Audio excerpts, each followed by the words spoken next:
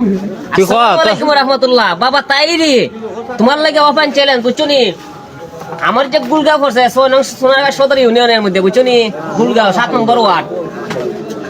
গুলগাঁও কি তোমার সোনাঘাট মাধবপুরের ভিতরে পড়ে না?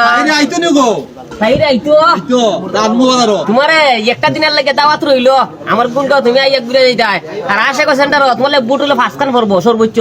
তোমার লগে চ্যালেঞ্জ দিছি আইও বাজি দেখো আর তোমারও দেখো তোমার একজন শুভ আকাঙ্ক্ষী বাহু বলে কৃতি সন্তান বুঝছো নি?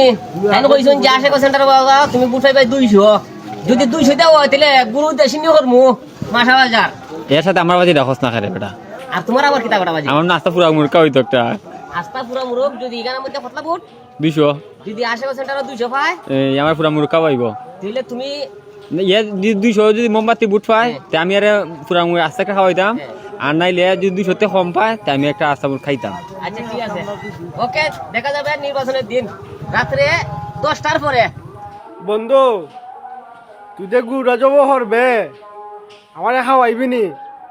এখন আমি তো গরু মাংস খাই না রে ভাই অনেক দিন ধরিয়া। মনে হয় আমরা তাইরি উজুর এমপি নির্বাচন পাস করলে গরু মাংস খাওয়াইবা, নাইলে তুই খাওয়াইলে আইস।